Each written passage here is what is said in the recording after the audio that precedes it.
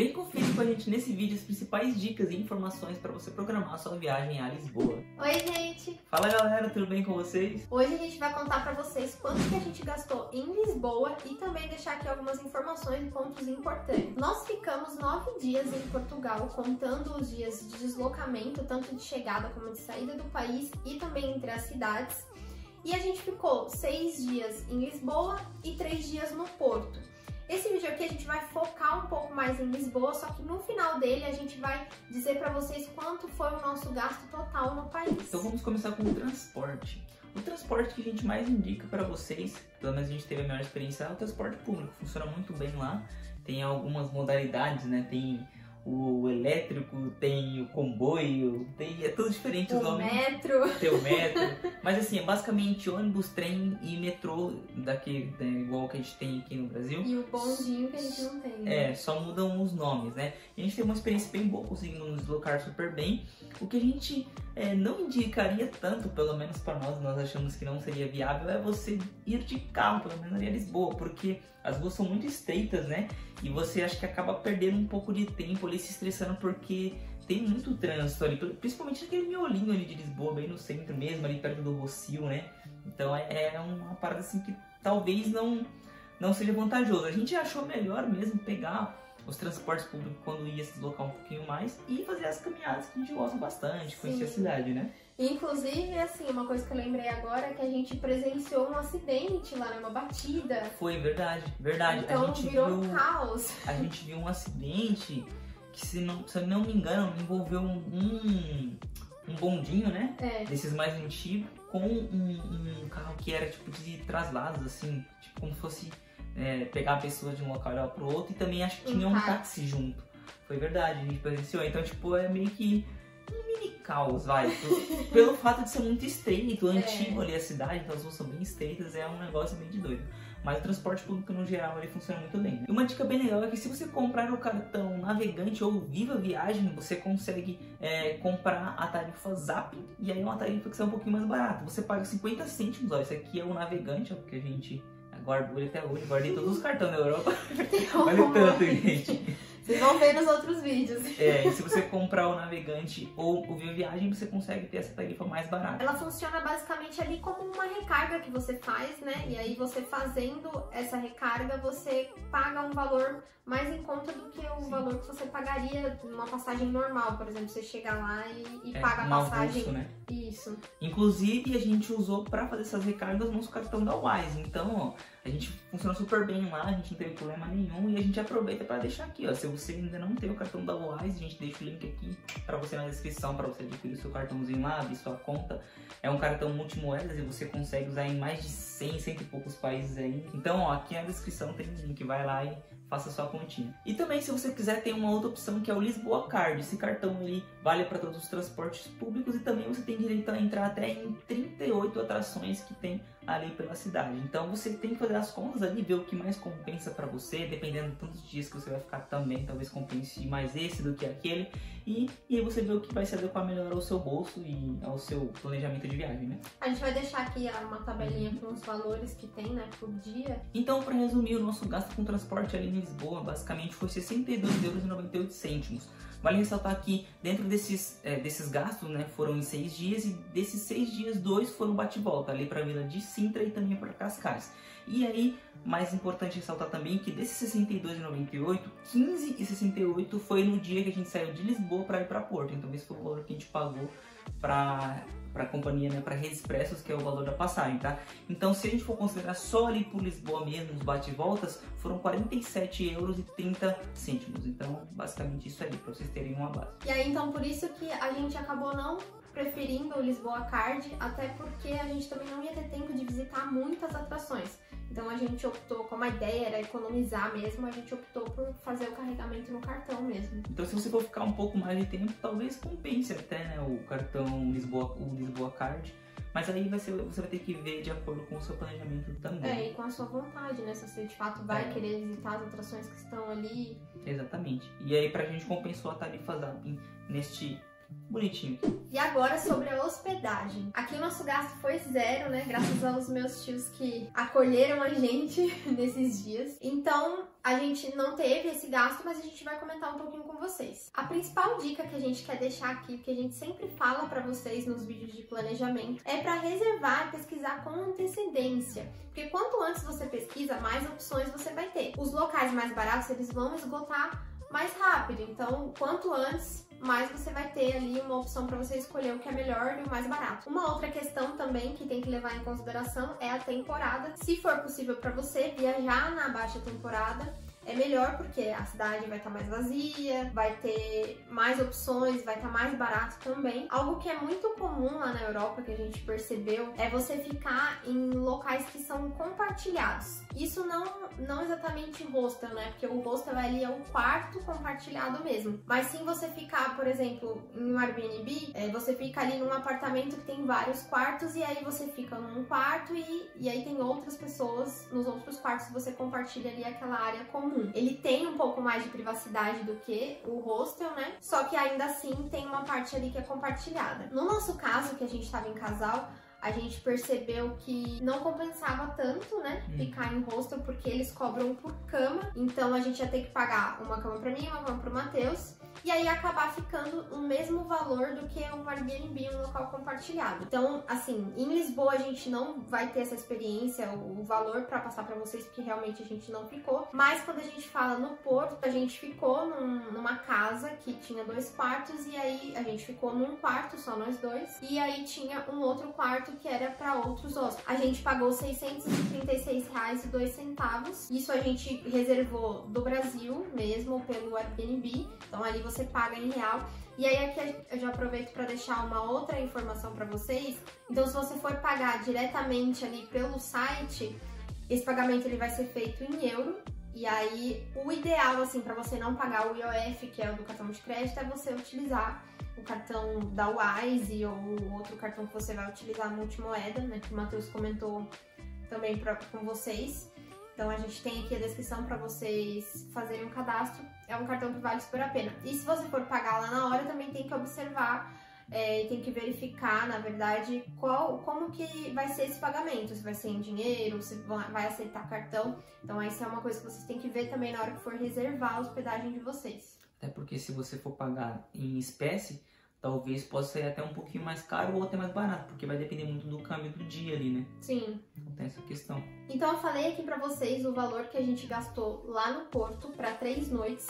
E aí eu vou deixar aqui uma média de valores que a gente achou das hospedagens em Lisboa, que sai um pouquinho mais caro do que lá no Porto, pelo que a gente percebeu. Então a gente realizou algumas buscas aqui novamente para poder passar para vocês os valores, e você consegue encontrar ali opções de 150 a 200 reais a diária.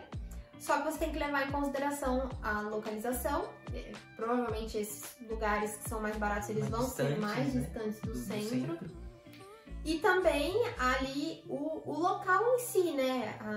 Pode ser um pouco mais simples. Então vai depender muito assim do que você está buscando. Mas você tendo ali em mente o que você procura, se é hotel, a gente encontrou assim, hotéis mais próximos do centro com diária de 500 reais.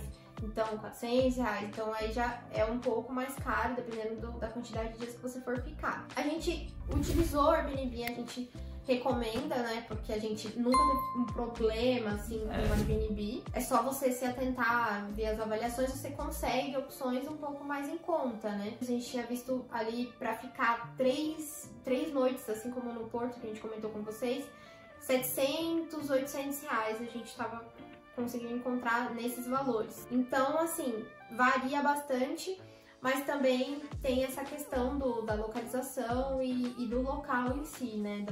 Da hospedagem em si. E o próximo ponto que a gente vai comentar é sobre alimentação. A alimentação eu acho que é o único tópico que a gente pode falar assim que nós achamos barato. Claro que assim, se você for converter ali, né, pra gente que tá saindo do real, pode ser que um preço ali fique até equivalente ou até um pouquinho mais caro do que se a gente comprasse aqui no Brasil, mas de uma forma geral, a gente achou assim que foi o quesito que a gente menos gastou. E se você for comparar até depois com outros países, nossa, é gritante assim a diferença. Porque a gente comprou várias e várias coisas de centavos, né? Que lá a gente chamava de cêntimos, né? Então, eu até comentando com a Fabiola um dia assim, eu não lembro na viagem inteira, por mais que os outros países também eram caros, mas eu não lembro de a gente ter comprado um produto que a gente tivesse pagado tipo 5 euros só naquele produto, sabe? Igual a gente paga aqui em um, sei lá, às vezes um pacote de feijão, alguma coisa assim. Então, tipo, de fato a gente achou que a alimentação foi bem tranquila, assim. E, inclusive, a gente acabou comprando muitas coisas da própria marca do mercado que tinha, né? Que lá eles chamam de marca branca, porque normalmente costuma ser mais barato do que as marcas mais famosas, porém os produtos em qualidade eles são tão bons quanto, não é igual aqui que a gente às vezes vê em algum mercado que tem a marca do mercado, mas a gente já fica tipo, é inferior. Não, a qualidade dos produtos lá costuma ser assim, bem parelho, sabe? E pra nós, a rede de mercado que a gente mais gostou ali, tanto em Lisboa quanto no Portugal em si, foi a rede Pingo Doce, porque a gente achava em tudo quanto é lugar e era sempre muito completo. Tinha rotisseria, marmitas prontas, tinha até alguns que tinham ali micro-ondas, no qual você podia pegar a marmitinha pronta ali, já esquentava, então era um negócio muito doido. E até foi muito engraçado porque um dia a gente resolveu comprar uma marmitinha lá pra almoçar e eu lembro que eu até fiquei bravo com a Fabiola porque, porra, uma vergonha, né, de comer uma marmita no meio da rua. A gente não é acostumado a fazer muito isso aqui, né, pelo menos eu não lembro. E aí a gente pagou acho que 5 ou 6 euros uma marmitinha lá, a gente foi na rotisseria, né? a gente foi na rotisseria e pediu lá, né. Eles colocam a quantidade e depois a gente comeu na rua. A gente pagou, foi 5 ou 6 euros, uma coisa assim. E aí a gente conversando um dia com a tia da Fabiola, é muito doido porque é hábito deles, né? A gente vê muito em todos os mercados esse negócio de marmita, de rotisseria, e a galera sempre comprando ali, comendo. Até mesmo no mercado eles têm o hábito de comer ali, porque tem mesa e tal. E eles prezam muito assim pela praticidade, né? Os portugueses em si, eles não têm muito hábito de cozinhar igual a gente faz aqui em casa, o café, almoço, tudo. Tanto é que teve, acho que no primeiro dia, no segundo dia que a gente tava lá, no segundo, que a gente foi tomar um café no próprio Pingo Doce, né? Compramos um café lá, uns pão de queijo e tal. E sempre eles costumam ir comer no mercado, né? Muita gente. Porque é barato, sai mais barato do que às vezes no restaurante. E a comida também é muito boa, né? E aí, só pra vocês terem uma ideia, a gente gastou, deixa eu ver aqui na minha colinha, 38,74 € com alimentação durante esse período de 6 dias que a gente ficou em Lisboa. Então, se vocês for verem, é mais barato do que o transporte, né? Quase que a metade ali, um pouquinho menos, esse gasto com alimentação. Então, tipo, é muito doido, né? A gente gastou mais com transporte do que com alimentação em si. E vale lembrar que os valores que o Matheus falou da alimentação são para todos esses dias que a gente passou em Lisboa, incluindo o bate-volta para Sintra e Cascais, e que é para nós dois. Depois, no final, a gente vai falar quanto que ficou para cada um. E agora sobre os passeios que tem para se fazer lá em Lisboa. Na verdade, são as atrações, né? A gente não pagou para entrar em atração, a gente só pagou para subir no arco do Augusta, que foi 3 euros, porque era um pouco mais em conta, então a gente acabou